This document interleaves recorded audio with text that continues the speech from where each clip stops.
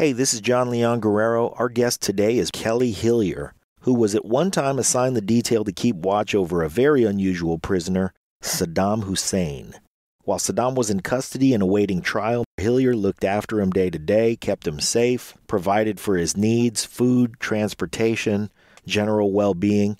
And make no mistake, Saddam Hussein was a monster, but under that unique circumstance, they developed a kind of a friendship. They talked about human things, they smoked cigars, they talked about family and loss, and Saddam read him his poetry. Despite all of the evil, Kelly considered Saddam a friend. 30 days after Kelly redeployed, Saddam was hung, and Kelly shed a tear for his friend. His story will be a book soon, and it will be a really interesting one, but in the meantime, we're honored to have him on the show. The other interesting thing about today's episode is that it's number 475 for us.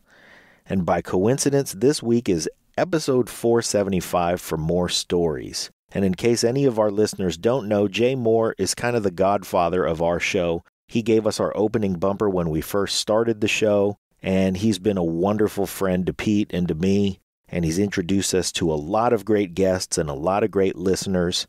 And Pete and I remain warriors and devoted friends. JJ, we love you. We couldn't have gotten here without you. And for our listeners, we couldn't have gotten here without you too. And we appreciate you for listening and for engaging with us. Thank you. Here's our guest today, Kelly Hillyer. Lions Rock Productions. This is Jay Moore. This is Greg Proops. This is Jordan Harbinger. This is Dexter from The Offspring. This is Nathan This East. is Sebastian Younger. This is Rick Marotta. This is Stuart Copeland. This is Mick Gillette. This is Andy Summers. Hey, this is Skunk Baxter. This is Gabby Reese. This is Rob Bell. Hey, this is John Leon Guerrero. Hey, and this is Pete A. Turner. Hello, this is Kelly Hillyer, and you're listening to The Break It Down Show. And now, The Break It Down Show with John Leon Guerrero and Pete A. Turner. Yeah, my friends in the audience, you guys are in for quite a treat here. This story has not been told anywhere really in a big sense. I mean, Kelly's done some interviews in the past, but we're getting a fresh crack at something that I think will be fascinating to all of you. We can't get into a whole lot of details on certain things because Kelly is still serving the nation in the United States Army. I think we can say that. Is that right, Kelly? Yes. But he's not speaking in a capacity as a military member. He's speaking as Kelly, the guy who had this incredible experience. And I don't want to steal the thunder of describing your experience. I'm going to shut up and let you tell us what you did during the mid-2000s. Okay, well, around 2005, 2006, I was a brand new military police second lieutenant, and my first mission was guarding and protecting Saddam Hussein for mostly a year. I was in charge of everything that had to do with him in terms of day-to-day caretaking, protection, when we moved him, just all his daily interactions, his schedule, anything that would do with his basic life support and protection. That was my mission. So you're interacting daily with Saddam Hussein. Like, I mean, your job is you're his caretaker, his provider. Every day. Yes. Every single day. I would speak with him. I'm not just talking small interactions, long interactions, especially towards the end of those, as time went on, as we progressed in our relationship, it became almost as if it was like a friendship. In fact, I would go as far as to say it was a friendship. However, it wasn't necessarily. It had definite parameters that I stuck to or tried to stick to, but with that mission, Army regulation as far as detainee operations just didn't apply to him. Right. You tried to be as adherent as you possibly could with Army regulations and standard, but there was you had to be fluid. You had to, because he wasn't the normal detainee. He just wasn't. Yeah. So here's what I know about detainees. The living conditions are pretty hard, day to day for these guys. A lot of them are in for 2 weeks and they're out and they're doing the next thing. But I have to imagine someone who's a long-term, just like in the prison system, county waiting for trial sucks. And then when you get to the bigger prison, there's more amenities and things. So is it similar with Saddam? Did he have his own room? Was he in a whole room full of bunks with 20 other dudes, or how was he accommodated? Okay, so Saddam was separated from all the other detainees. So Camp Victory had a installation within Camp Victory called Camp Cropper. And Camp Cropper were basically what I would describe as the deck of cards minus him. And we're all familiar with the deck of cards. Sure. All of those detainees minus him were at Cropper. And then he was clear across the base on his own site. And we called it site. We called it the Rock is what we called it, because it was essentially an island that sat in the middle of a lake on Camp Victory. Right. And basically, he was the only detainee in that facility. And it looked like a dilapidated, it looked like it had been bombed out. It had been bombed out. 2 J-dams had been dropped in either side of the facility. But on the inside was fairly state-of-the-art, very clean, very somewhat better than our living conditions, if you want to know the truth. Now, he was still in a cell. Don't get me wrong. He wasn't roughing it. If he wanted something, he could have easily had it. If he wanted a TV, he could have had a TV. If he wanted whatever amenities that we could have possibly provided him without going too far within reason, we did that. So what did he want that stood out to you as being, oh, that's interesting. Okay, we'll work on that. Honestly, I got it. Okay, so, for a while there, he wanted to watch movies that were just like Animal Planet. Like, we didn't have cable, clearly, so he just wanted, like, shows about animals, something you would see on National Geographic. Mm-hmm. So we did that. We got him a roller television, and we got some DVDs down at the local Black Hawk Market. We tried to accommodate that, but honestly, he didn't do that much. He didn't watch it much.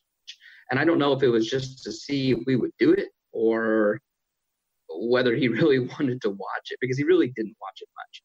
I'll be honest with you, the majority of his time was spent out at recreation, which was a rec area not too far from his cell.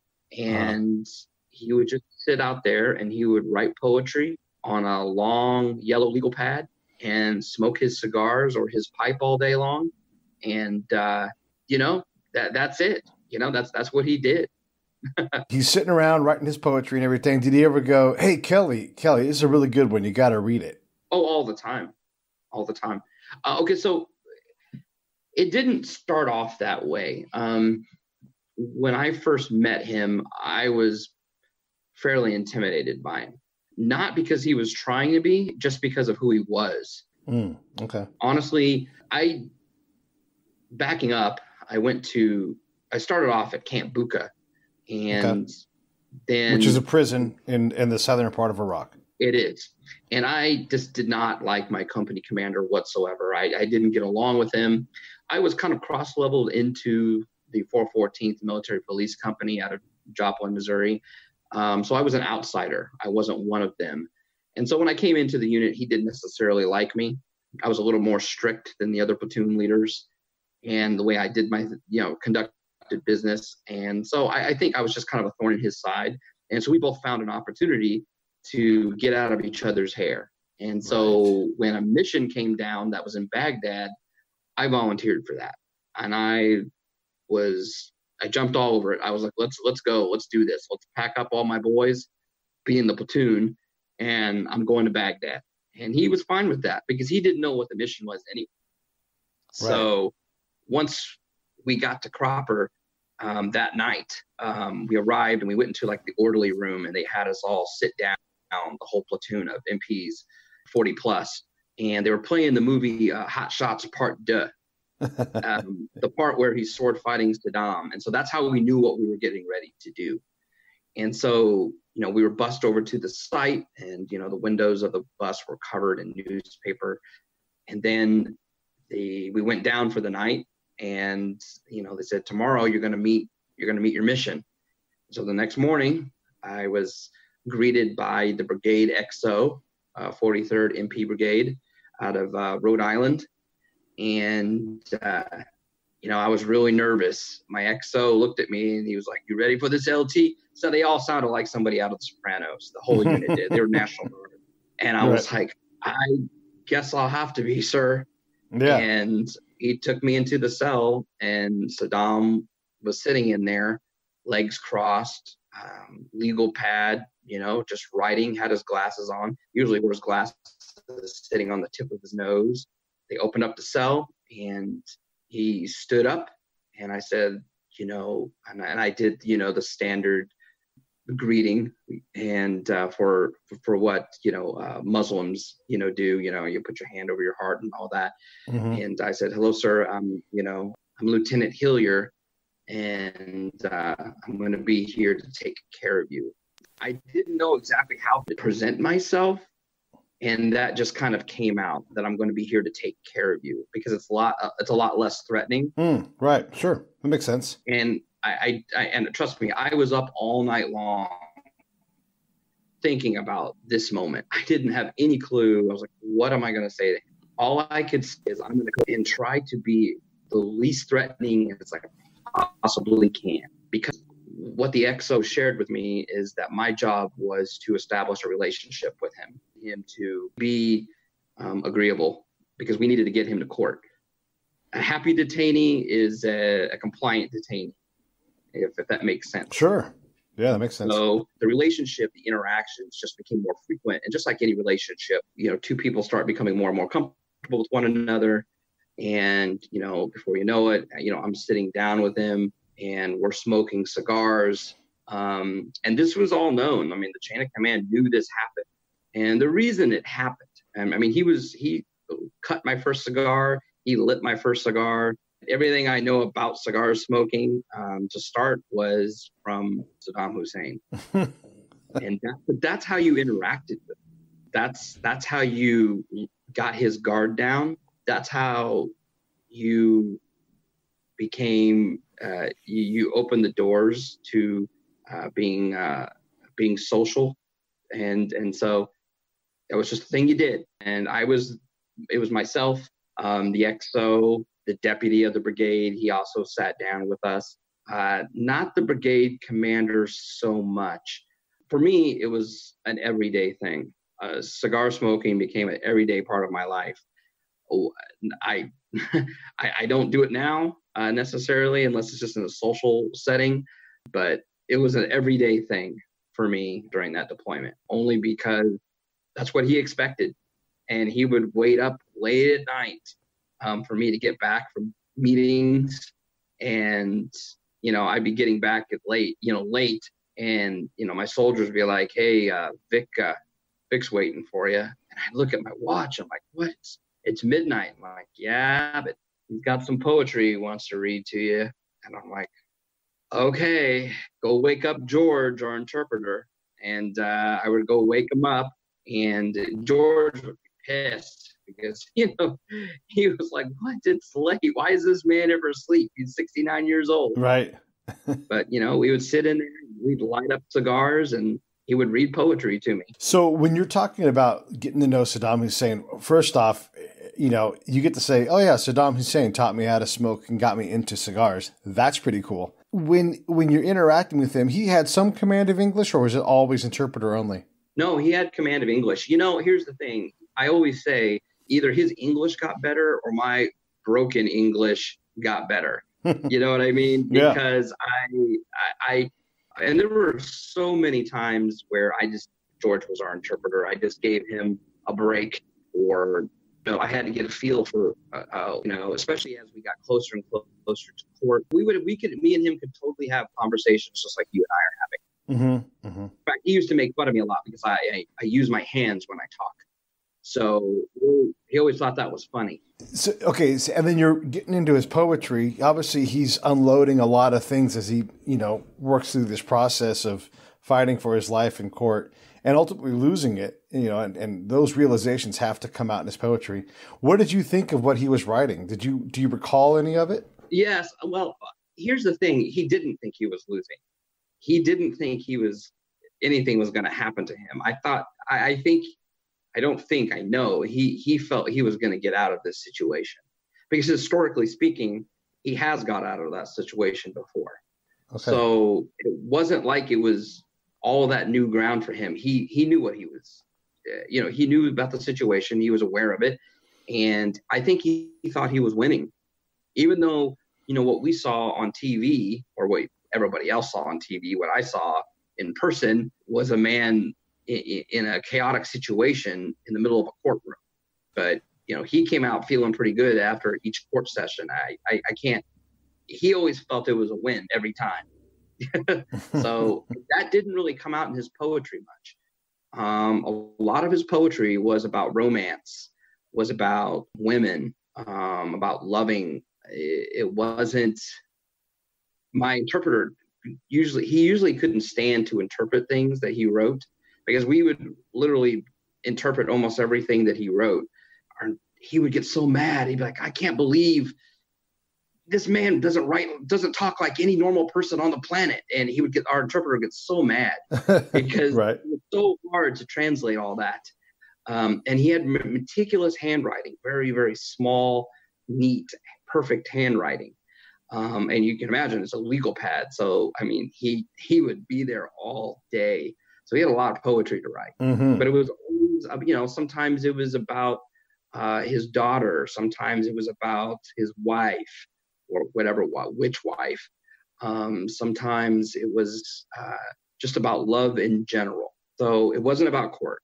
He didn't really write poetry about court. Okay. And then did he talk to you and ask your counsel for court, or did he handle that himself? And did he have lawyers helping him fight his case? He absolutely had lawyers. He had many lawyers. I was not allowed to provide anything like that. That was way out of my pay grade. He had his own legal team, and he probably met with them, I would say, once or twice a month. He could have met with them as much as he wanted. I'll be honest with you. Yeah. We didn't put that restriction on him. In fact, he had Ramsey Clark was his American attorney that would fly in as an advisor to his legal team. Yeah, he had his own legal team that of course, that was just another mission that we would take him on, and we would move him from, the detainment site to wherever he would meet his lawyers, and he'd be there all day. And we weren't allowed in the room with them when they spoke, which was always a concern. But it was the way we handled business, because we don't know what he's telling them in there. Right. For all we know, he's pushing an agenda to them while he's in there. So, who knows? But we did what was right, just like we would do in the United States. It's, between the client and the attorney. It's not for us to hear. Right. Interesting. So day to day, lots of time reflecting and writing, but confident that he was going to get out of this and do other things. When he talked about the future, what kind of things did he talk about with you? He talked about going back to being president, and he talked about when he got out of there, and of course this is always up for scrutiny. This is probably by far the thing that's most scrutinized by people who would hear this story. Is he always told me that, when he got out of there, that I should come to Iraq, and they would put flowers around my neck. Of course, some people would think he's going to put a noose around my neck, right? And that I would be untouched and protected, and he could show me Iraq mm-hmm. and all the beautiful things, in Baghdad. Right. That's how he saw the future. And here's the thing: I believe that. I honestly believe I could have gone back there and been perfectly safe. That's how close the relationship was. Wow. Okay. Yeah. And then did you see him lose his temper much at all, or was he fairly calm while he was in front of you? He never lost his temper around me. He never lost his temper. Well, I will say that there was an incident where at court he was separated from the rest of the detainees. Usually at court, he was, when we down in the detainment block, he was with the other detainees who were on trial with him. Right. At one point, somebody made a decision to separate him from the other detainees and did not consult me on it. And generally, I was always consulted on anything that had to do with him. But this time it didn't happen. And so they moved him to a cell block way down the hallway, and where he couldn't have contact with the rest of them. And that was a huge mistake. And I think it was a different person. He was so angry, but he didn't. And I went into him and I'm like, sir, I don't know what's going on. I don't understand. And the way it worked is basically we had basically just unloaded him from the Black Hawk, and we were walking down into the detainment facility. And rather than, we had a very specific routine when we unloaded him. You know, we had all of our gear on and all that stuff. And so as we walked into the cell block, we had a soldier that would stand outside, and he would just be there to take all of our gear off. That way we could fluidly just walk through the door. He would take our weapons from us. He would take our body armor from us. And then we would all set it off to the side. And pretty much it was almost like a line where we just kind of walked, and then our stuff was just stripped off of us. So we could just go in there with only what we needed inside the cell block. Right. And we had a very specific routine, you know, and rather than go left, we went right, and we put him in a segregated cell. And he looked at me like, it was like Darth Vader. It was just like you would see in court. When he walked into court, he was Darth Vader. He was a different person when he wasn't. I went in there and I said, sir, I'm sorry. I don't know what's going on. I will find out for you. I promise you, this has nothing to do with me. I don't know what's going on. And he believed that. I mean, he honestly never held me accountable for anything that ever happened to him. And I think that a lot of that was because he trusted me, because of the relationship that we had. We were very close. And because a lot of it was just because of my rank, you know, a second lieutenant, he understood rank structure. So, you know, in his eyes, a second lieutenant doesn't, I don't make any earth shattering decisions in his life. Right. You know, that's for people who wear birds and stars on their chest. Yeah. No, that makes sense. It was an incident. It did. Anything could have sparked a hunger strike, anything. And that was one of his main tools for getting his way. I always hated it when he was on a hunger strike. It always made my life really difficult when he was on a hunger strike. How he come? Always enjoyed. Well, because this is where, you know, standard MP protocol, you know, comes back into play. You know, when a detainee is on a hunger strike, essentially they're throwing a tantrum. So you really can't change your behavior based on what they're doing. Okay. And so, you know, you still bring in their food at the exact same time every single day. You let it sit in their cell for a certain amount of time every single day, and then you take it away. So, you know, the medical staff that we had that was dedicated to him, we had a full bird colonel doctor who was his doctor. That was his mission. And we had 2 medics that were essentially for him. I mean, they went on every mission with us, and, you know, of course they're going to patch us up if something ever happened, but, you know, they were essentially dedicated to him in terms of their duties. And so every day he would be weighed. Every day. Well, of course this happens standard, you know, everything that he eats is logged. Everything that he does is logged 24/7. There were always guards outside his cell, you know, sitting there at a table. So, you know, the detainee gets up, goes to the bathroom, it gets logged. You know, he eats a little piece of naan bread, it gets logged. So everything just increases. You know, the sit reps increase, the visibility increases. In fact, one funny story is we went to go see his attorneys, and we got back from, you know, seeing them. And generally when we got back, he would always go and take a nap. And then after the nap, he would go out and smoke cigars and drink some tea and write some poetry. And so I dropped him off, and, you know, there were very long days when he spoke with his attorneys, and I'm sitting there reading Yahoo, and back when people used Yahoo, and, you know, we just got done dropping him off, and I'm reading Yahoo, and it says Saddam's on a hunger strike. And I stopped for a second, and I looked to my platoon sergeant, and I'm like, did Vic eat today? We called him Vic. I was like, did Vic eat today? And he goes, I don't know. I didn't see him eat anything when he got back. I'm like, well, what's the log say? And sure enough, he didn't eat. And I'm like, what the hell? And so I was like, well, we'll just see. We'll see what happens. So dinner will come. We'll bring him dinner and see if he eats. And sure enough, he didn't eat. And I'm like, damn it, if I didn't learn about the hunger strike on Yahoo. and it's because his attorneys told him, undoubtedly, they told him to do it. And usually hunger strikes were never really due to much of anything that I had ever done. Like I said, our relationship was close. My soldiers always treated him with dignity and respect. That was by far my underlining philosophy the entire time. I mean, I had to, before I took that mission on, not really before, but in the very beginning, I really had to establish, well, how am I going to approach this? And, I prayed. I'm a man of faith. So I prayed and I was like, God, tell me what to do, because I am way over my head. I'm a second lieutenant.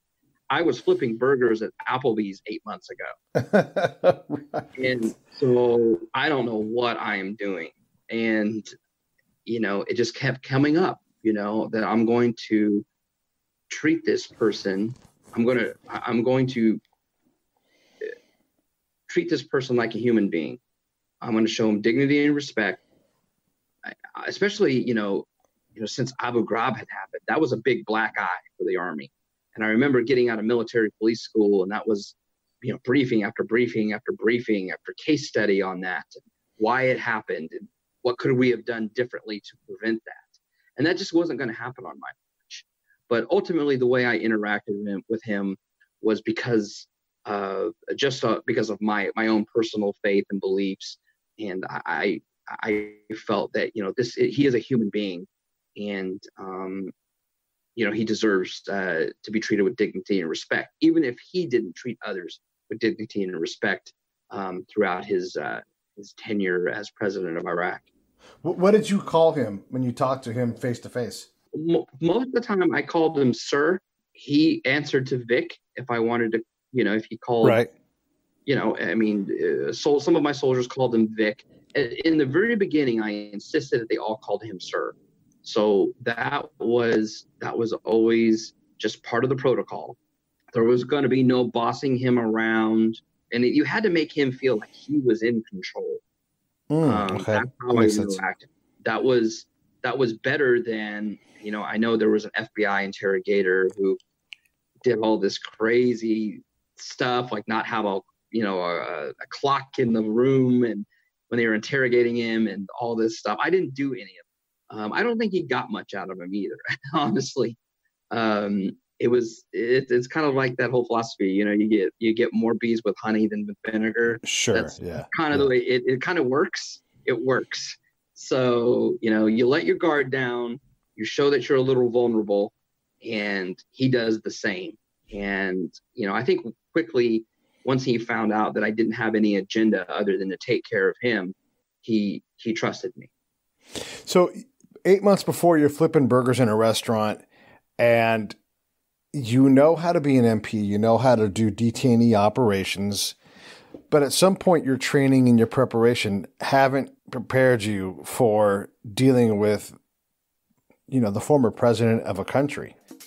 This episode of the Break It Down Show is brought to you by Lions Rock Productions. That's us. We publish, evaluate, and develop podcasts just like this one, consult others to build their own, and create associated content and content marketing strategies. So if you're launching or expanding your social media presence, your business or your personal brand, or if you just want to take your media presence to the next level, reach out to us on Twitter at P. Turner or at JohnLG69 at the Break It Down Show. There's 1,000 ways to get a hold of us.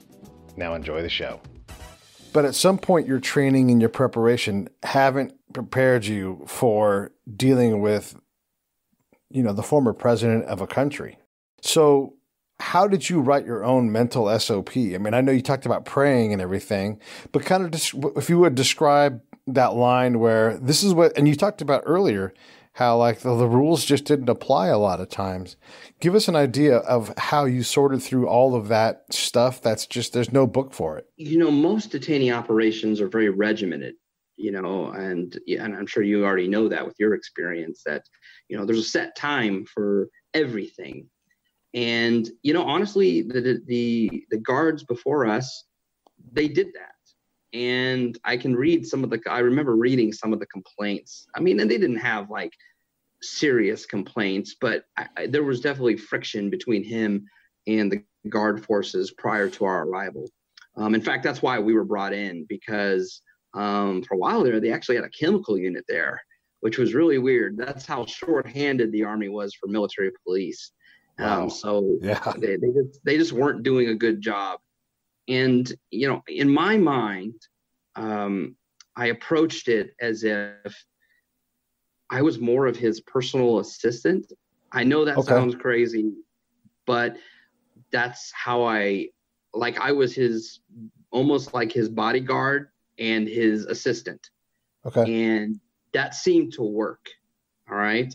And my guard force were kind of an extension of that.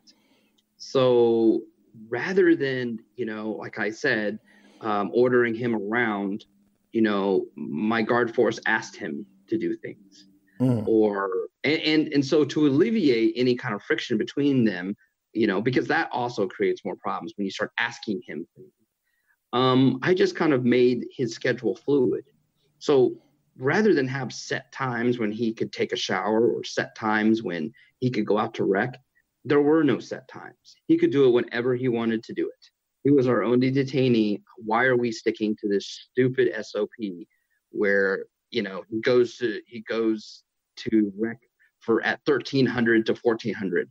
What difference does it make how long he's at rec? I don't care. As long as he's happy and he's not giving me any problems, he can be at rec all day as far as I'm concerned. So that's what I did. I started allowing him to pick his food. We would go pick his food up at the chow hall, just like our food, because we weren't allowed off the site, other than when we took him to court. We went and picked up our food just like, we picked up his. Sure. But, culturally speaking, he doesn't eat what we eat. And so why would I make him what we eat necessarily? I mean, within reason, he would. I mean, if you don't have to, right? Why buy that trouble? Right, exactly. Why am I making my life harder? So my whole philosophy was, let's reduce as many friction points as we possibly can.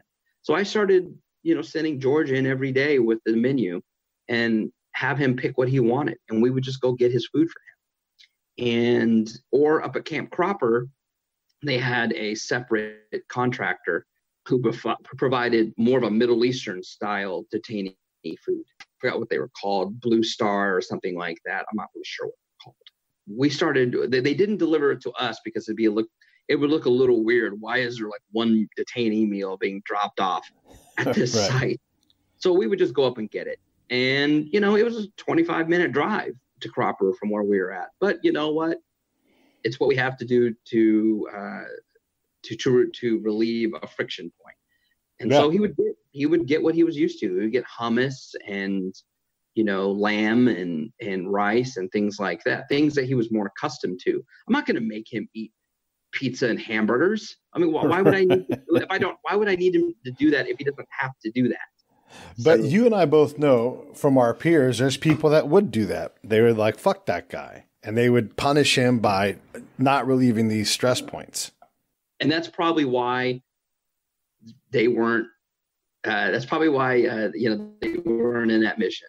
I take no joy in seeing somebody suffer. I really don't.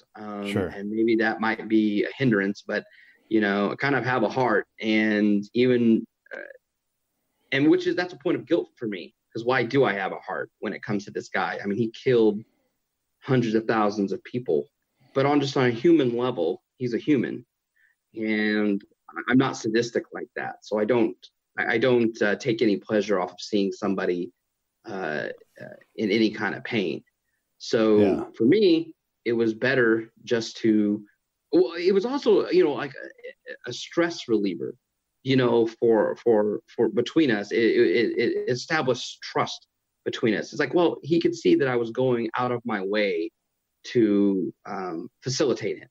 you know, Right. Okay. in terms of, you know, like I actually cared about him as a human being. That went a long way with him, because I would only imagine that there was probably not a lot of people. I didn't have any reason to do that, honestly. I didn't have to. You know, that wasn't, I could have just been a son of a bitch the whole time, if you know what I mean. Sure. And just like you said, there are guys who would just do that because, for one, they put themselves in a position of power, and, you know, they would get off on that, I guess. You know, look, I'm bossing around Saddam Hussein. I took my ego out of the whole mission. I took my ego out of it. And, you know, there's a lot of guys who would criticize me for that, and that's fine. That's okay, because they weren't in that position. He had a world stage that at any point he could have gone on TV and said, the people the Americans are abusing me. The Americans are beating me. The Americans are doing this or doing that. He never did that. Not once. Right. So I think that's a testament to the philosophy that I had and that my soldiers carried out. They were all very good soldiers, and they all did their mission to a T, and they took their ego out of the situation. Even though there were some of my soldiers who just didn't like him. They just didn't, you know, in their mind, he was the reason that they were away from their families. And I get that. I get Sure. that. And they blamed me because I'm the one who volunteered for the mission. But I promised them, I said, you guys are part of history here. I promise you, you will thank me years from now. Have they? I have, yes. I've had soldiers thank me for it. I've had soldiers reach out to me. And, you know, even at the time, I even apologized to them. You know, to this day, I apologize and say, you know, I was a second lieutenant. I didn't know anything. You know, I'm lucky I had a platoon sergeant who kept me on the straight and narrow and, you know, put me in check if I was doing something wrong. And I had a very experienced platoon sergeant and a master sergeant who was our ops sergeant who would mentor me. And that was one of the things that my father always passed on to me as a former first sergeant and drill sergeant. He goes, you know, you find a platoon sergeant and you latch onto them and you just listen.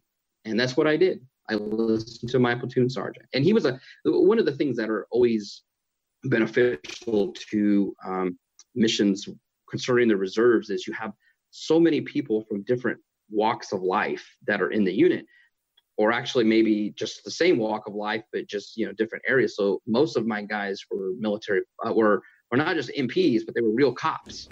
Okay. Yeah. And they were SWAT team, and they were firefighters, and they were paramedics. So most of them, you know, in the MP Corps, generally, people tend to do that for their civilian job too, or something similar to that. Sure. First responder type things. So that was an advantage that I had. I had a platoon sergeant who was a cop. When you look back at your time, you know, because you're in command, how many guys you got? You got like 10 guys underneath you, or is it a squad, or is it a platoon? Or how big? I had 40 plus. Okay. Yeah. So quite a few people. Yes. So you're also working on promotions, mentoring your people, and you're leading, you're, sending up awards and approving leave and all kinds of other things too. So your day-to-day work balance, how much of the time were you dealing with Saddam and how much of the time were you doing commander stuff? Honestly, we handle a lot of the administrative stuff through our own HHC. Now we were separated from the rest of the company. Unfortunately, you know, we lost 2 soldiers on that deployment in another platoon, and so my soldiers weren't really able to grieve with their friends when that happened. But you know, AdCon, we were administratively still attached to the company. So anything like awards and stuff like that, that still got, you know, sent up through the HHC to be processed, any kind of pay issues and things like that. So administratively, I didn't really have much of a burden on my shoulders. You know, of course, you have evaluations, NCOERs and things like that. I mean, you still have things you've got to mind. I mean, you still have commander work. It's just. Yeah, but I would say, you know, 80 to 90% of our time was focused on him, you know, and it was either what was going on right now at that moment, or it was because, we got to, we're letting him pick his meals. So, all right, breakfast, lunch, dinner, you know, if he wants a midnight snack, we're going to go to midnight chow. We're going to pick him up whatever he wants. And so we're always thinking several hours ahead of time, what do we need to do? Now, granted, like I said, we didn't have to do that. We could have just brought him whatever the hell he wanted to eat. I mean, whatever we wanted him to eat. But that's just wasn't how I was going to conduct business. Some people would disagree with me on that. They would say, screw him. But they weren't in charge. Not that time. Yeah, exactly. We're in charge. You're going to eat this burger. You're going to eat the sloppy joes or whatever the hell you're going to eat, and suck it up. But I wasn't going to do that. That wasn't how I approached it. Yeah. And were you guys basically were his PSD as well, his security detail, because you're getting him on all these movements out to court, and he must be going to court all the time, right? He was. Yeah. I would say he went to court usually 1 to 2 times a month, which doesn't seem a lot. But when we went to court, we were there for, sometimes a week or 2 weeks, just to limit the amount of movement that we did with him. So yes, we were his PSD. Absolutely. We had fighting positions in the facility that we built. I mean, that's where it came in handy that I had, guys from other walks of life who were, I had Boy Scouts and Eagle Scouts, and they got pretty creative building, filling sandbags and building fighting positions. Sure. Yeah. Stuff like that, because we still had to make it look like the building was dilapidated. There was still a need especially from the higher, a directive that this place won't look built up necessarily. But here's the thing: everybody knew that he was there. Everybody on that base knew. Yeah, I'm here to tell you. We knew. The times when I would be at Victory, we all knew where Saddam was. It was a secret, but not a big secret. No, it wasn't. We knew that. We weren't stupid, and that's why I didn't understand. I'm like, just give us what we need to build these fighting positions and stop worrying about whether people on the base know where he's at, because everybody knows. When we go to see his lawyers, we shut the whole base down. I mean, the MPs close the roads. We're leaving this site with gun trucks. We lower a drawbridge. You don't think people notice that we lower a drawbridge? It's a drawbridge. Yeah, and you're gunned up inside a camp. Yeah, exactly. We're gunned up within the camp. We're hauling ass. Let me give my friends who are listening, let me give them some context. So Camp Victory is an enormous complex. It's as big as a town. And so when he says it's 25 minutes for driving to get to Chow, he's never leaving the confines of an American structure. And maybe there's a security gate to go through, but that's just to create a greater level of physical security throughout the camp. It's all Americans, and a lot of these people are walking around with no arms at all, or empty, like they've got a weapon with no rounds, because it just wasn't a fighting zone. Now, did things happen on that camp? Sure, for sure, but it was not the norm. So I want to get people to understand that on Camp Victory and then the sub camps inside, you were very safe. So if you drive around gunned up, it's obvious that you're doing something, because otherwise you wouldn't actually lock and load until you left the camp itself. So I want to ask you this question too. When you guys are driving around gunned up, let me ask you this a different way. Knowing what I know about Camp Victory, obviously you're concerned about someone coming and trying to bust him out. Right. I mean, and I don't know what kind of comms he had to the outside. I imagine that's limited. But in reality, we know that no one's really coming for him. But you still have to account for it.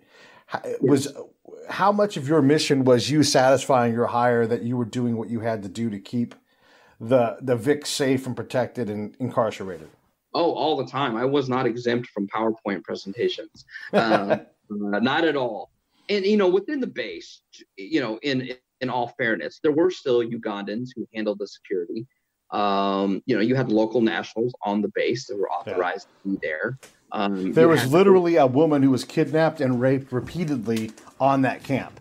So there was definitely a threat. Yeah, well, years later, I went back as a company commander, and for an HHC, I was an HHC commander, and for a brigade level unit, and we ended up taking over the garrison for that base, and we ended up stopping, human trafficking and prostitution. And so all of that stuff happens on those bases. it's not exempt from that. It's just, the people, they keep it. I mean, there are pockets. I mean, the place was so massive that, there's pockets where things can happen that you wouldn't even know was going on. So, I guess there was a seedy underbelly to Camp Victory, I guess you could say. Yeah, there could be somebody on the base, I guess, who would. The site we were on, I mean, because you knew where it was at, so it didn't look like it was all that easily accessible. I mean, it's on a lake. Right. We had Navy SEALs come in. They came in as advisors, and they did a site evaluation of the place after my boys had built it up. And their job was to evaluate whether or not, they could attack the place and get him out of there. And the reason I know they were I thought they were just contractors or, some kind of advisors in some way, but they gave me a SEAL Team 8 coin at the end of it. So that's Nice. how I knew. That's how I knew that's who it was. Mm-hmm. But yeah, it was a SEAL team, and they just did an evaluation, and they determined that there was no way they could have got on the rock. And even with a bunch of reservists, you got to remember there's a bunch of board reservists. You got an entire platoon of board reservists, Yeah. who are watching one guy, and so they have nothing better to do than to retaliate if need be.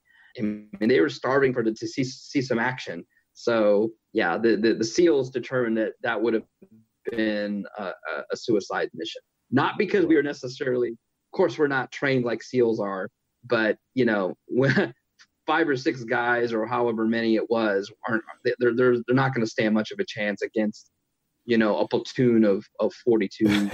It turns out a platoon's a lot of dudes, especially when the other guys are coming. It just takes a couple of good shots. And there wasn't a lot of ways on there. I mean, you either come across the water or that's it. Yeah. There were crazy theories. And of course, I don't know if you ever saw the movie War Machine with Brad Pitt. Sure. Or even the Pentagon Wars, with Kelsey Grammer years back about the Bradley fighting vehicle. There's the good idea fairies and these crazy ideas. You're like, really?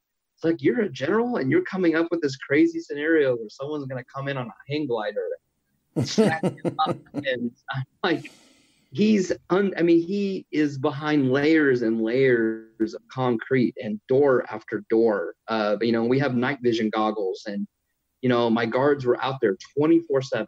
24/7, they're guarding that place. It wasn't like they're sleeping in a tower. They rotated. So from one place to the other, that was part of my protocol, was they just rotated. So no one got really complacent.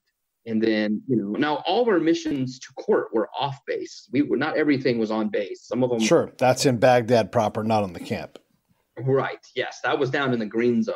So those were all Black Hawk missions. And so that was one of the moves that were pretty exciting, actually. And, especially, considering, I was flipping burgers at Applebee's, 8 months prior. Right. Yes. And I remember that. I remember, just sitting on that Black Hawk, at 2 a.m, and I could feel Saddam grabbing onto my pant leg. He was grabbing onto my cargo pocket because he was afraid to fly.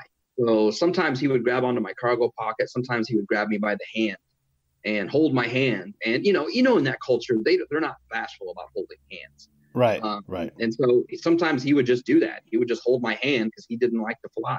And you were his friend. And I was his friend, and I was his protector. And he knew that me or any of my soldiers would have died to protect him. And it was never told to us. We were never directed, well, you will die for him.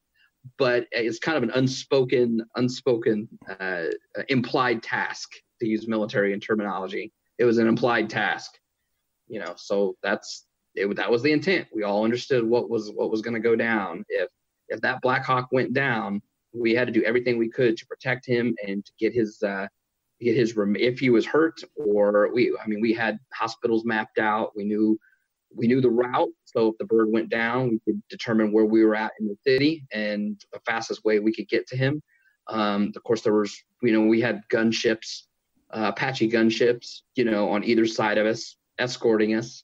But yeah, it was all pretty exciting for a boy from Kansas City, Missouri, Headed back to Applebee's. Yeah. So your last days with him, your last hour, your last minute with him, go through that. So he had written a letter to General Casey, which I have a copy of the letter, requesting that I stay. He didn't, at this point, a lot of people had rotated out from his care. We were with him the longest. And I know that there's been other soldiers who have come out, and I mean, hell, they've even tried to write books. And you're like, listen, when were you with him? Because I was gone. I was with him for a whole year, and then I left a month before he was executed. So you had to have been with him a year, and I don't know what you're doing, what you're talking about. But right. So he wrote a letter requesting that we stay because we knew that it was our time was coming to go. And one of the things, the conversations that he would always bring up in conversation when we sat there smoking cigars at night and, listening to poetry, talking about women, talking about family. He'd ask me if I ever did I call my mother? He would always ask me, did you call your mother? He was close to his mother, apparently. And I'm like, oh no, I haven't called her today. And he would say, when you leave here, you call your mother and you tell her you're doing well. And he would say, tell her I said hi. I'm like, I can't tell her. I really can't tell her. I would say, yes, sir, I will. But it's like, come on, I can't tell my mom that Saddam said hi. Right. So, that was hard because that letter, it just showed his intent. I mean, to write, he wrote a long letter and had his lawyers all sign it. And, that it showed that he really did have a close attachment to us. Sure. Yeah. So anyway, the day came and we were going through the normal hustle and bustle of preparing for court in the green zone. And, every morning we'd wake up and all the detainees are showering and they're eating breakfast and they're doing all this stuff. And so he's all ready and, everybody has timelines. Like, get your kids ready for school. Right. That's the way it was. And so I would always go and sit in his cell before it was time to go up, and we would just chat just to kind of put him at ease. It was just a thing for me just to go in there and talk to him. Mm-hmm. I mean, he would ask for me all the time just to come and sit. And even with the other detainees at court, when we were at court, I came and sat with them, and we all smoked cigars in what we called the Hannibal Lecter cell in the back of in the boiler room. Because it looked like the Hannibal Lecter cell. Sure. And so, but we'd all sit out there and smoke cigars and drink tea and, just discuss things. And so I would just go in there standard the last day. I said, all right, well, it's time to go up there. And he goes, well, I'll see you when I get downstairs. I get done. And I'm like, I'm not going to be here when you get back. I was like, I have to go. And I'm like, I have to go back to I have to go home now. And he kind of turned his head and he cried. He started to cry. And this is a point, and I'm going to get a lot of scrutiny for it because I cried too. People just won't understand. There's some people that sort of are not going to understand. You develop a connection with somebody. You spend a year protecting them, and you're willing to die for this person because that's what your mission is, not because I had this. It wasn't because it's hard to explain, but it wasn't because of who he was. It was because of what my mission was. But he was my friend, and so it was difficult. And so I cried, and he cried, and I mean, he did, in the way he's going to do that, a couple, some tears rolling down his face. He tried to hide it because he was very, that culture, you don't show that kind of emotion. Mm-hmm. And then he turned to me and he said, well, you have to go and, be with your mother. Mothers need their sons. So what I did was in anticipation for that, and this is kind of outside the norm, but my chain of command were aware of it. And so I had a St. Michael's, the Archangel medal that I would carry around with me. And I gave that to him. And the reason I gave that particularly to him is because that's also it's also in the Islamic faith as well. So Saint Michael is the archangel. So It was something that wouldn't offend him, even though he wouldn't have been offended by that, because he had a Bible in his cell. So it wasn't, he knew the Bible. He wasn't ignorant to any of that. Right. And so I handed it to him, and he gave me his prayer beads. And when I left the cell, because it was kind of a no-no, to take anything from him, I gave the prayer beads to the XO as I walked out. I made sure Saddam didn't see me do that. And then right before I left to get on the plane to go home, the XO gave me back the prayer beads and, told me that, I should have it. So that was it. Yeah, it's a job well done. Your friend gave you prayer beads. And I get the whole thing, man, the emotion, because it is a goodbye. You had cared for someone. You'd done it professionally, but also, as a friend. And sure, the guy was a monster in a lot of other settings, but not in your setting. And you do your job, and you have a conscience, and it's not your job to mind his conscience, but it was your job to mind his well-being. And he appreciated that. That's a real exchange, man. And I think we all get how you feel about that. A person isn't defined by one thing in most times. And I love that you've shared this story with us. It's such a complex thing, and there's a lot of stuff that I could go back and add context in for the audience, like an HHC. That's just a unit. Right. Don't worry about that, you guys. I literally never was able to.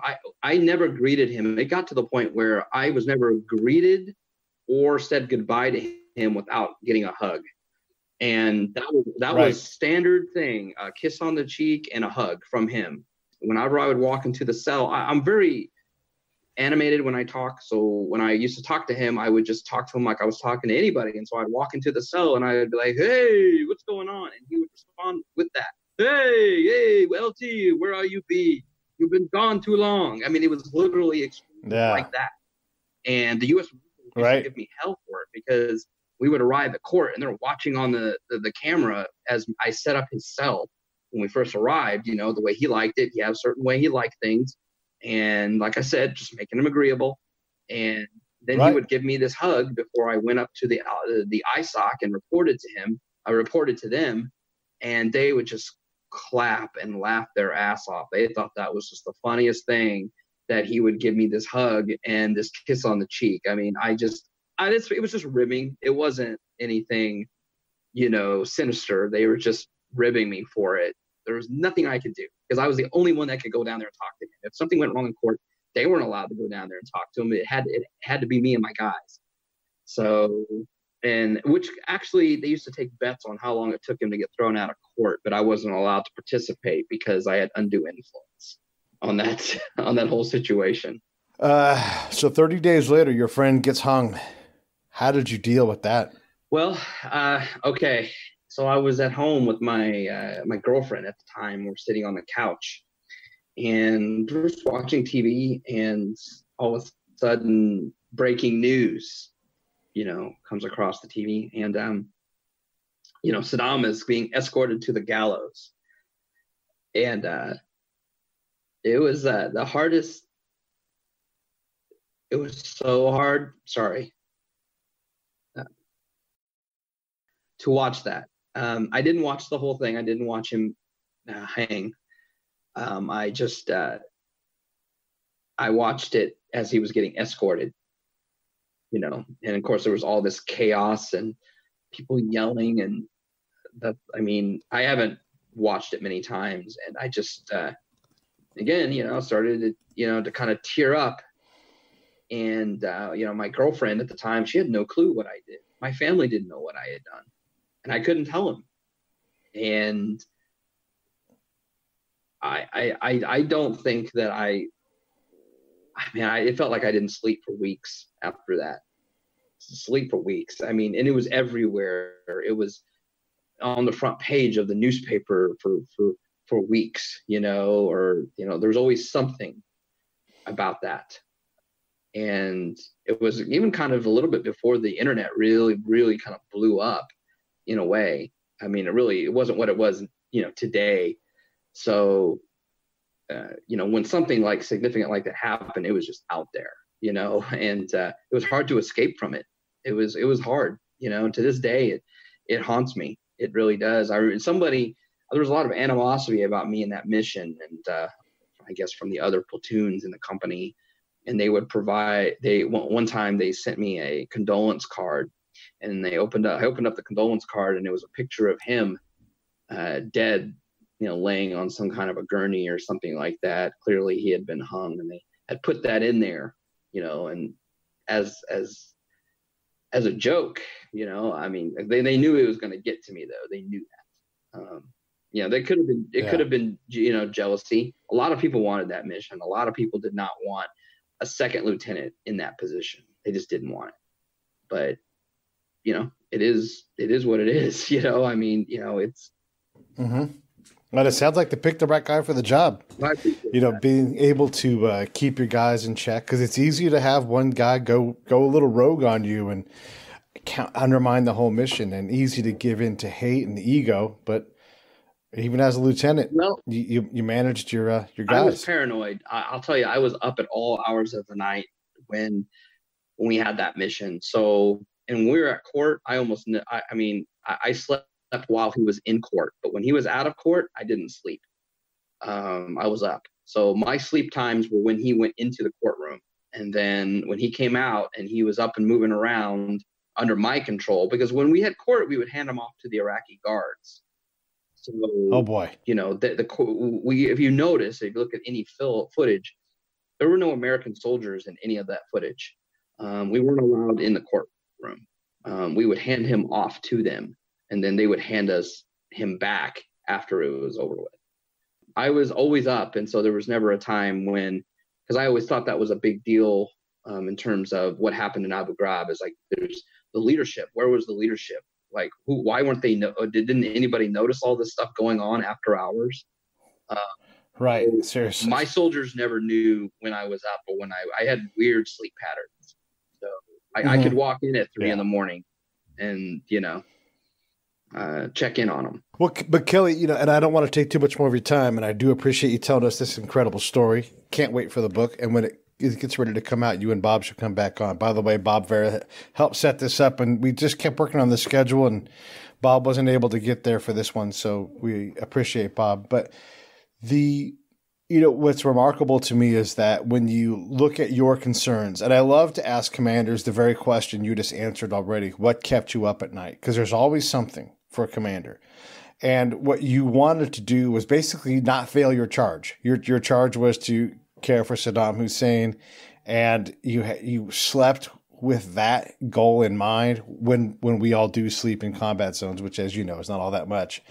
But the things that kept you, you didn't want your guys to let you down. You didn't want somebody outside of your control to cost you the completion of your mission. And I think that says a lot about your character and how you lead, man. I think it's commendable that's you had enough confidence in what you guys had built that you were worried about things that are largely out of your control, but you have to worry about something. So that makes sense. Right. Absolutely. Absolutely. I mean, of course, this is a whole year worth of hunger strikes and taking him to, force feeding him and, things like that, where I'm sleeping on sleeping in the same room with him as he's, in the hospital. I mean, weird thing. And so, either two things happen. If someone were to ask me, either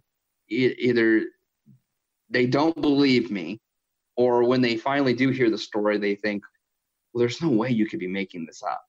Some of these crazy stories that you have are, they're just too far out there. Why would you make that up? Yeah, it was a lot. And I'll be honest with you, I got back, and, my life it almost feels like it didn't even happen. I'll be honest with you. Yeah. Your life goes back to normal. I'm a regular staff, officer. I don't necessarily talk about it a lot to my peers. And, my life goes on just like anybody else. I didn't become a celebrity. Sure. Yep. If I wanted to bank on it, then I could have wrote a book years ago, I guess, right after it happened, like a lot of people do. I've had you for way over an hour, but the story was definitely worth it. It's just so interesting to hear you talk about this. And I really appreciate when I go outside the wire, I deal from a place of less ego and building trust with the enemy, so I can empathize with the dance that you had to do. And it's easy to be a dick and just by the, black and white, these are the rules and this is how we run this facility. But to handle and adapt to the delicacy required to handle this mission and to be able to give yourself and your guys the respect, the dignity of handling something at a professional level that is not trainable, is easy to screw up. I mean, the last crew got relieved basically, and God bless, those guys are chemical guys, not MPs, but it wouldn't surprise me at all to hear that a bunch of MPs, didn't handle the mission well, because that's, there's spies that don't do spy stuff well. I'm rough on my peers then. So I appreciate what you did for all of us by keeping that a calm and sane reaction. It's easy to say something is torture when you're the person behind bars and he has a voice, and Lord knows he used it when he wanted to. So thanks, man, for what you did. Thanks for telling your story. Thanks for coming on the show. Thanks to Robert Vera. And just, again, man, thank you for taking the time. Absolutely. Yeah, my pleasure. Anytime.